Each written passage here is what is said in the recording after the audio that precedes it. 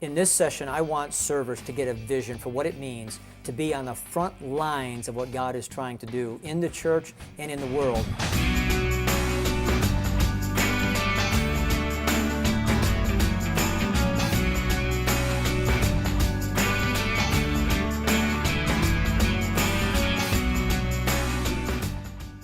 Welcome to Session 4 of Experiencing LeaderShift Together.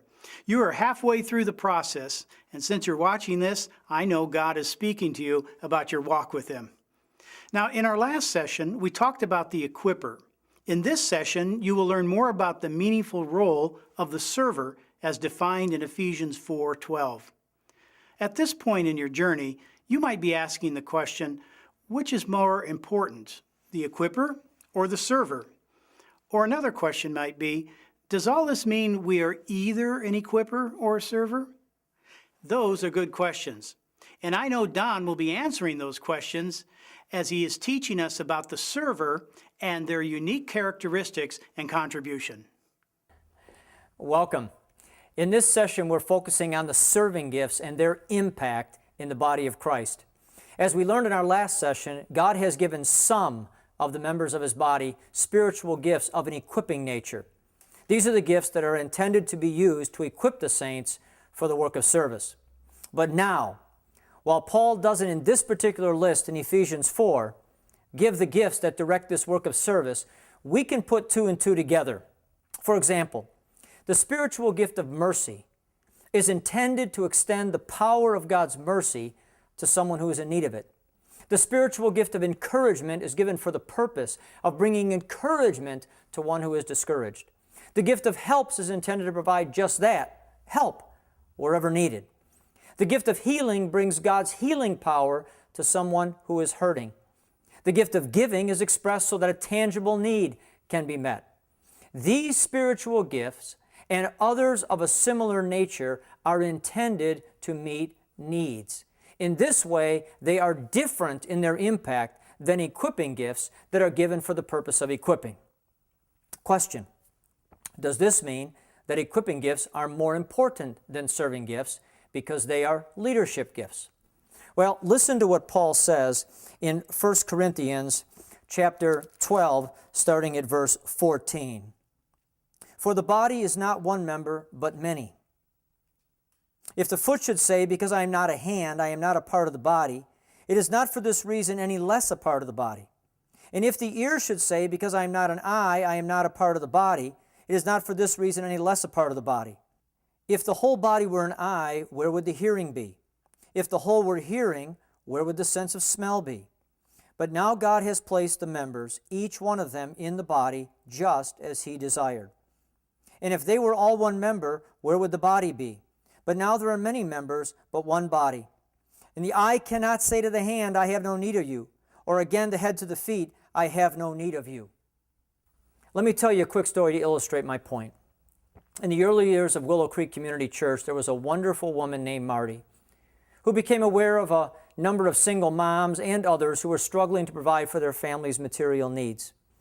So in response to this, Marty wanted to start some sort of food and clothing pantry. She believed that in addition to meeting physical needs in the lives of these people, that a door would be open to discuss their spiritual needs.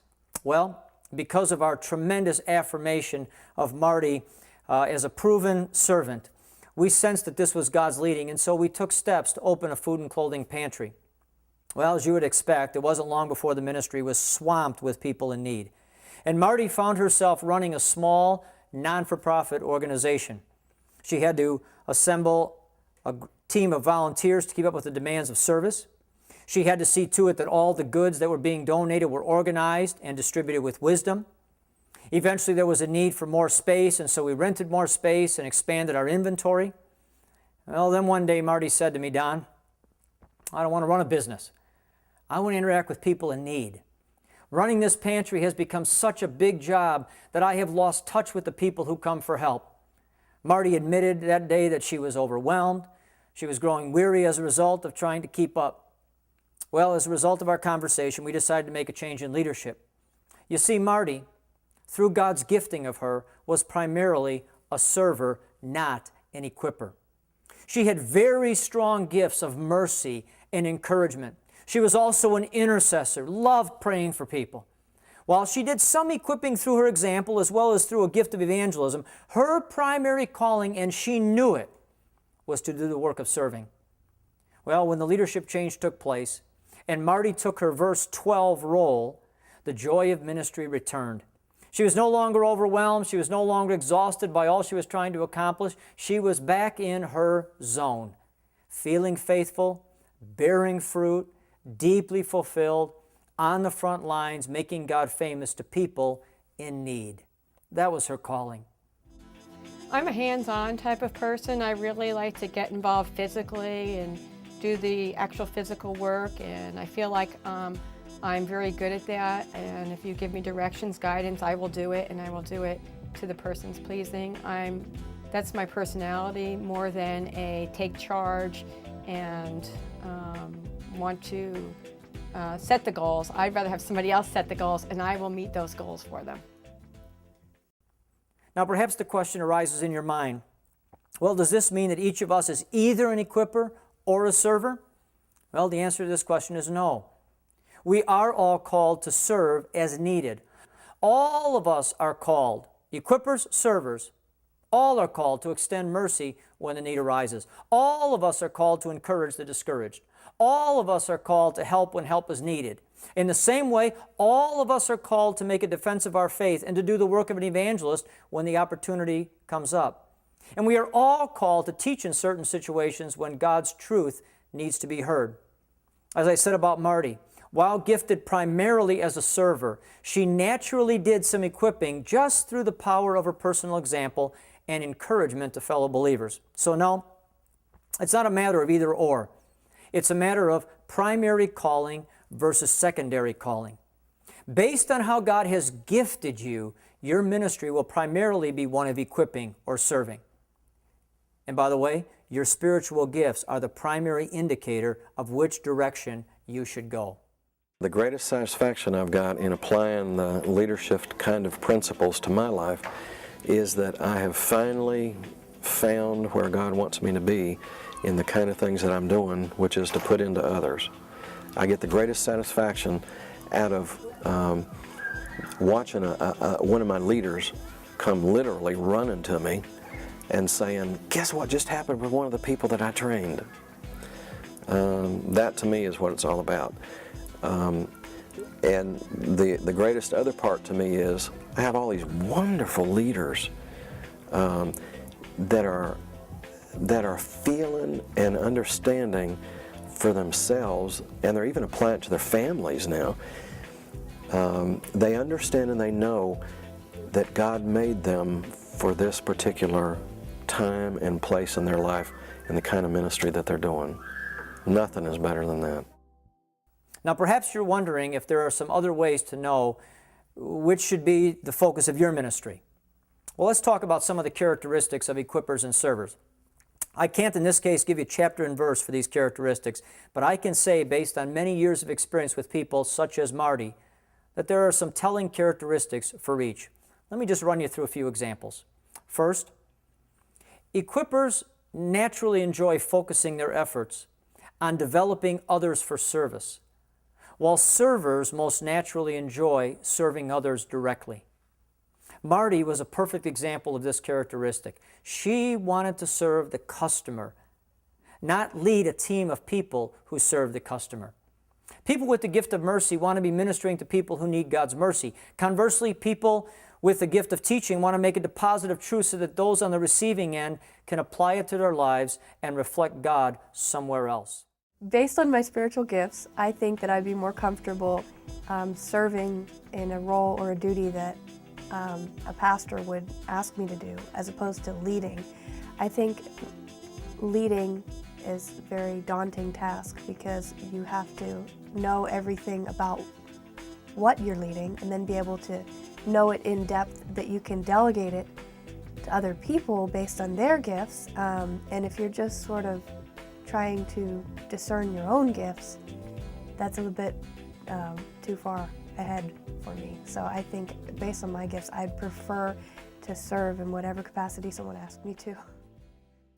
Second, Equippers are most fulfilled when they see someone they've equipped used by God to meet a need, while servers are most fulfilled when God uses them personally to meet a need. We see this fulfillment in Jesus in Luke 10, when the 70 returned and reported what had taken place. He replied, "I saw Satan falling like lightning from heaven." Can't you hear the joy with which he must have said those words? On the other hand, the one with a serving gift is most fulfilled when they see their gift used by God to meet a need. Third characteristic, equippers long to do ministry with and alongside others, while servers are often content to do ministry alone. Now, this doesn't mean that servers aren't relational, because in most cases, they're very relational. It just means that they see the need and focus themselves on meeting it. This explains why you can often ask a server if they need help, and you will hear in response, "Nope, I can handle it." They almost feel as though they are sloughing off if they ask for help. Equippers, on the other hand, find their greatest joy in getting others involved. Delegation seems to come naturally to most equippers, while delegation can sometimes be a challenge for a server.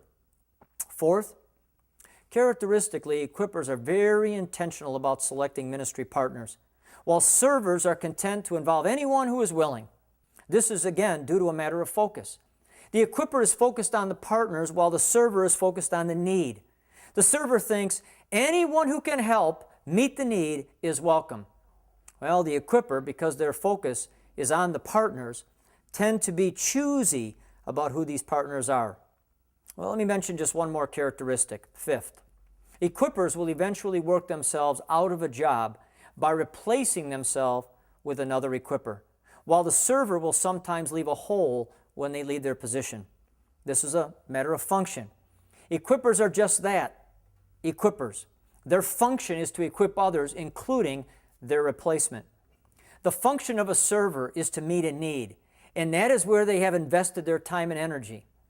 I think back to my experience with Marty. I ended up being the one arranging for a new leader and then needing to work to bring that leader up to speed. This was just not Marty's focus. Well, as I wrap this up, let me say, I never cease to be amazed by the genius God displayed in organizing the body as He did. Some to equip, others to serve. Some to lead, others to follow. In the end, everyone gets what they need, and the work of the kingdom flourishes. God also displayed such great wisdom in being the one who assigns the gifts. Can you imagine the chaos that would exist if each one of us chose our gifts and our place in the body? Thankfully, what Paul wrote in 1 Corinthians 12:18 is true. But now God has placed the members of the body, each one of them, each of you, in the body, just as He desired. Remember, God has placed you right here and right now for a reason. May He use your time together to speak to you and through you for His glory and your good. Thanks for watching. Now it is once again time for you to turn to your participant guide and talk together. I want to challenge you to participate in these discussions. Be listening to others for how they have experienced God in their life and ministry. Be willing to share a little more about your own journey. Give others an opportunity to encourage you where you're feeling discouraged and to help you where you're feeling confused. We are in this together, and I pray that you are experiencing a greater openness with one another as you're growing in your walk with the Lord. Okay, so have some fun again, join your team, and I'll see you next time.